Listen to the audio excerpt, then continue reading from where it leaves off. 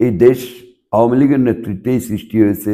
তখন আমরাও আওয়ামী লীগ করতাম, আমি ছাত্রলীগ। বঙ্গবন্ধু শেখ মুজিবুর রহমান তাঁর ভাষণে আর তাঁর চলনে এক প্রকার ছিল না। তিনি বক্তব্য দিতেন একরকম, চরিত্র প্রদর্শন করতেন অন্যরকম। তাঁর বক্তব্যের মধ্যে ছিল গণতান্ত্রিক বিঘোষিত একটা বন্ধুসুলভ চরিত্রের জাতীয় নেতা, কিন্তু ওনার আচরণ ছিল একনায়ক সুলভ একজন অত্যাচারের ভূমিকা। সেই প্রেক্ষিতে ওনার বক্তব্যে এবং কর্মের মিল ঘটাতে পারেন না বিদায় উনি পরাস্ত হয়েছে। আর ওনার মেয়ে এসেছেন বাবার ব্যর্থতাকে রিকভারি করার জন্য আসেন নাই, তিনি আসছেন প্রতিশোধ নিতে।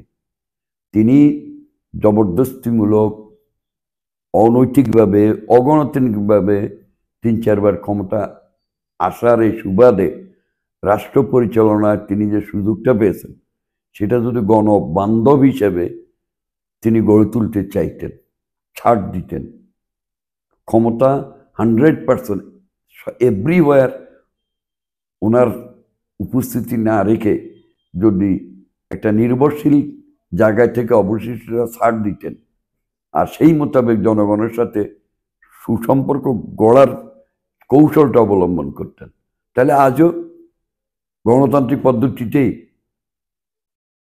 অব্যাহতভাবে আওয়ামী লীগের ক্ষমতায় থাকতো, ভালো মন্দ বিচার। কিন্তু বর্তমানে তো আওয়ামী লীগকে নিয়ে কোনো ভালো চিন্তা করার সুযোগ নেই।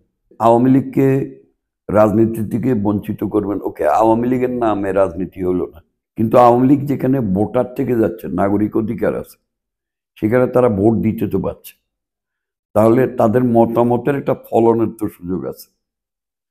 কাজেই আওয়ামী লীগের রাজনীতি বন্ধ করে জাতীয় জীবনে কোনো সুখকর পরিবেশ গড়ে ওঠার সম্ভাবনা আমি দেখি না। আমার মনে হয় যদি আওয়ামী লীগকে রাজনীতি থেকে দূরে রাখতে হয়, তাহলে আওয়ামী লীগ কারা করে তাদের সুনির্দিষ্ট তালিকা প্রণয়ন করতে হবে, করে তাদেরকে ভোটার থেকেও দূরে রাখতে হবে। ভোটার থেকে দূরে না রাখলে আওয়ামী লীগকে দূরে রেখেছেন প্রতীয়মান হবে না। যে কোনো সময় যে কোনো অনভিপ্রেত পরিবেশের জন্ম হবে, ভোটের মধ্য দিয়েও হতে পারে, যাহা কাঙ্ক্ষিত নয় এমন পরিবেশও সৃষ্টি হতে পারে। যদি আওয়ামী লীগকে সুযোগ দেওয়া হয়, তাহলে আওয়ামী লীগের রাজনীতি করুক।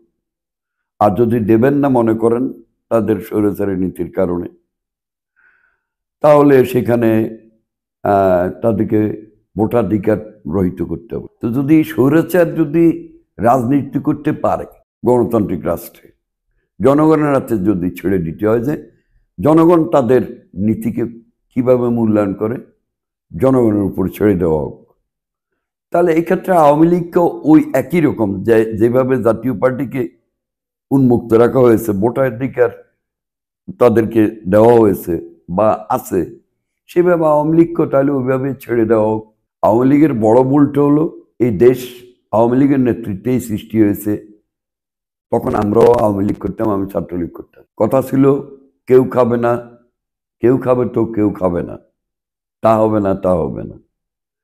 আসলে কর্ম তো কি দেখছি, আমি খাবো আর কেউ খাবে না, সবাই জাহান্নামে যাক, আমি জান্নাতে যাব, সবাই বুকা মরুক, আমি বমি করে ফেলবো খেয়ে। লক্ষ্মীপুর আইডিয়াল আলিম মাদ্রাসা জাগতিক ও নৈতিক ইসলামী শিক্ষার সমন্বয়ে আপনার সন্তানকে সৎ, যোগ্য, আলেমে দ্বীন ও দেশপ্রেমিক সুনাগরিক হিসেবে গড়ে তোলার অঙ্গীকার নিয়ে লক্ষ্মীপুর আইডিয়াল আলিম মাদ্রাসা আছে আপনার পাশে।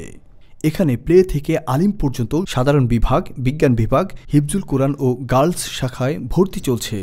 এখানে রয়েছে উন্নত যোগাযোগ ব্যবস্থা এবং রুচিশীল ও শিক্ষাবান্ধব পরিবেশ, আবাসিক অনাবাসিক ডে কেয়ার ব্যবস্থা।